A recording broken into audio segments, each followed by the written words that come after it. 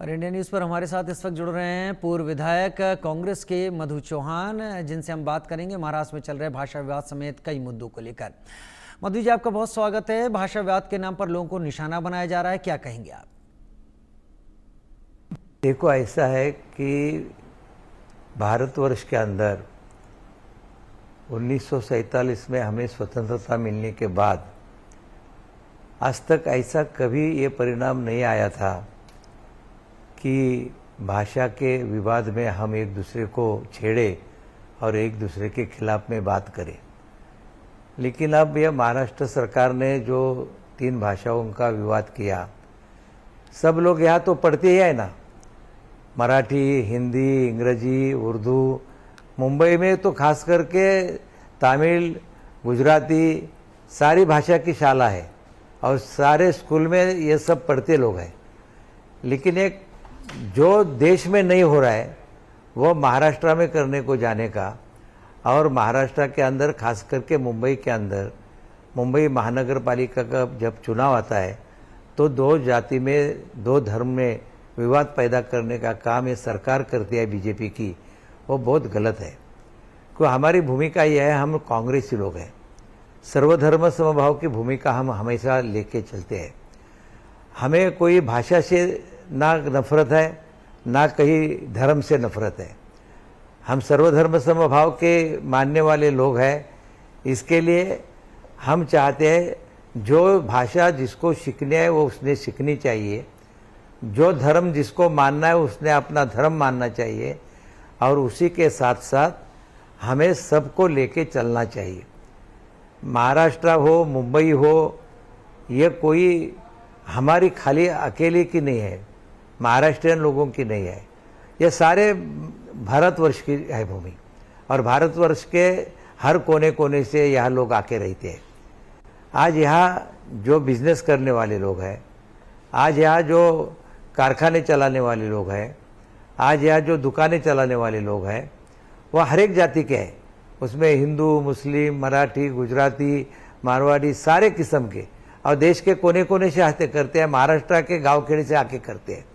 यहाँ के स्कूलों में पढ़ने वाले लोग भी हर तरीके के लोग हैं, हर जमात के लोग हैं।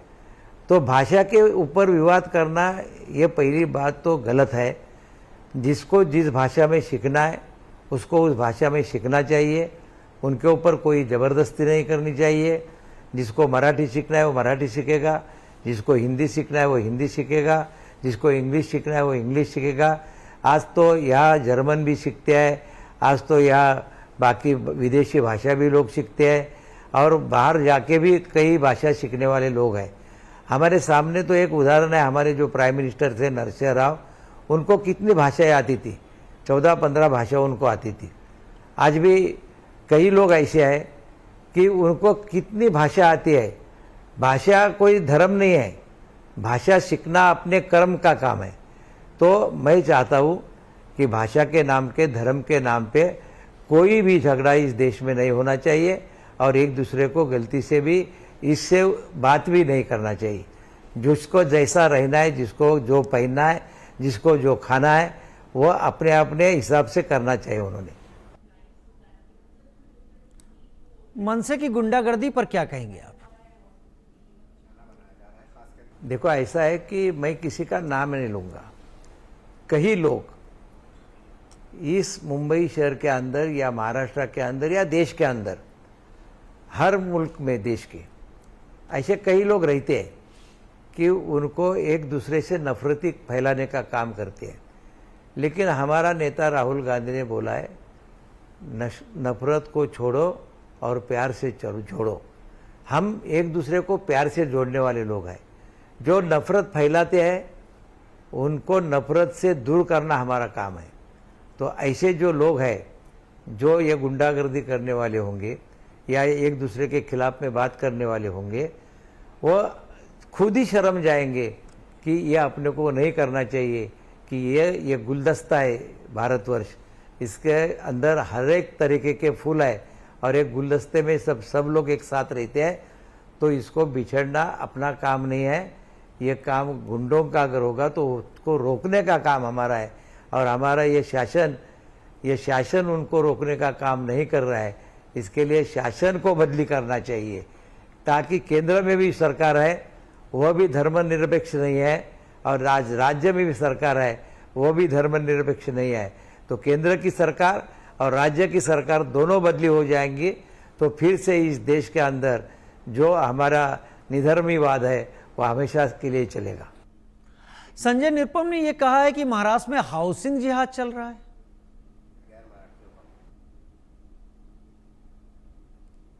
देखो, संजय निरुपम भाई पहले शिवसेना में थे, वो पत्रकार है। किसी एक समाज के ऊपर, ऐसा तो अनेक बहुत ठिकान में होता है, एक एक सोसाइटी में ये लोग नहीं चाहिए, वो लोग नहीं चाहिए, हमारे धर्म के ही लोग रहने चाहिए। मैं तो जानता हूँ, मैं मदनपुरा से चुन के आने वाला इंसान हूँ, मैं वहाँ का एमएलए रह चुका हूँ 10 साल।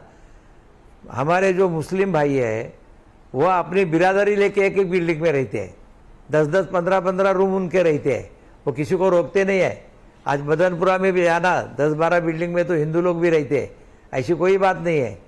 लेकिन अभी जो आदमी कांग्रेस पार्टी ज्वाइन किया था, लेकिन उनको वो पार्टी नहीं चलेगी किसके लिए कि उनके जो विचार है वो हिंदुत्ववादी है, और वह संजय निरुपम जब दूसरी पार्टी में जाता है तो उसके विचार ऐसे ही करेंगे।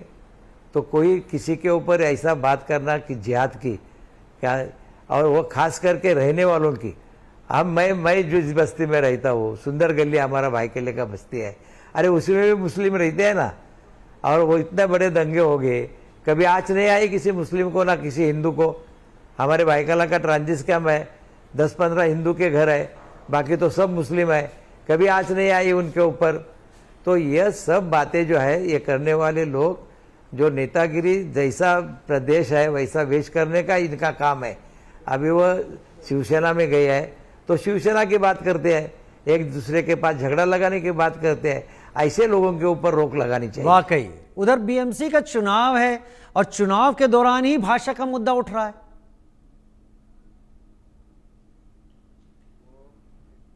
देखो, पिछले 11 साल से जब से मोदी सरकार आई है तब से झूठ का मामला चल रहा है। अभी मुंबई महानगर पालिका के नहीं, महाराष्ट्र के जितने भी चुनाव है, बिहार का भी चुनाव है, और कई देशों में चुनाव राज्यों में होंगी, वहाँ ये झूठ का ही मामला चलेगा। लेकिन 11 साल में इस देश के, इस शहर के, मुंबई के, महाराष्ट्र के लोगों ने देखा है कि अभी झूठ चलेगा नहीं, अभी सच की बाजी चलेगी। और मुंबई महानगर पालिका के लिए ये कितनी धार्मिक तेड़ बनाने का काम करेंगे, तो वह तेड़ अभी निर्माण नहीं होगी। हम एक दूसरे को मिलकर काम करेंगे, और इस बार तो मुंबई महानगर पालिका के ऊपर फिर से कांग्रेस का तिरंगा फहराएंगे। चलिए, उधर नवी मुंबई की बात करें तो मुस्लिम महिलाओं को भाषा के नाम पर निशाना बनाया गया है। ऐसे जो लोग होंगे, सरकार ने उनके ऊपर पहली कार्रवाई करनी चाहिए, क्योंकि यह मुंबई शहर ऐसा है कि यह देश की आर्थिक राजधानी है, और इस देश के अंदर, राजधानी के अंदर पूरे देश से जहाँ से लोग आते हैं, फॉरेन से भी लोग आके रहते हैं, और सबको कोई मराठी नहीं आती है। जो मराठी है वो मराठी में बात करता है, हिंदी है वो हिंदी में बात करता है। लेकिन हमारे कोंकण के मुस्लिम और महाराष्ट्र के खास करके मुस्लिम, ये तो मराठी भाषा अच्छी तरीके से जानती है। और यह महानगर पालिका के लोग अगर ऐसे तरीके से बात करते होंगे तो शर्म आनी चाहिए उनको शर्म आनी चाहिए कि हम अपने देशवासियों के साथ में किस तरीके से बर्ताव करना चाहिए। सरकार में काम करने वाले लोग, महानगर पालिका में काम करने वाले लोग, और जो लोग गवर्नमेंट के अंदर काम करते हैं, उनको सबके साथ सबका हिसाब करके रहना चाहिए। ठीक है, लेकिन नितेश राणे ने अजान को लेकर भी कहा कि अगर इतना ही जबरन मराठी बुलवानी है तो मराठी में अजान दो। आपका जो इलाका है वो, अरे भाई, जब हम संस्कृत में कोई ग्रंथ पढ़ते हैं तो संस्कृत का ग्रंथ मराठी में नहीं पढ़ सकते हैं, वो संस्कृत में भी पढ़ना चाहिए। और अजान अगर उर्दू में है तो वह उर्दू में ही पढ़ी जाएगी, वह कैसे जाएगी मराठी में। और वह धार्मिक नहीं है अजान, यह अल्लाह के लिए पढ़ी जाती है। लोगों को बुलावा किया जाता है कि आप नमाज के लिए तैयार हो जाओ, हमारा नमाज पढ़ने के लिए अब आपको आना है, तैयार होके आना है। इसके लिए वो अजान जो होती है वो उसी धर्म के उसी भाषा में होती है। और जैसा हमारी अगर सत्यनारायण की पूजा चलेगी वह हिंदी में भी होती है, वो इंग्लिश में भी होती है, वो मराठी में भी होती है, जो कर सकते हैं ट्रांसलेट वो हो सकता है जी। लेकिन हमारा अगर संस्कृत का जो भाषण है वो मराठी में नहीं बोल सकते और संस्कृत में ही बोलना पड़ेगा।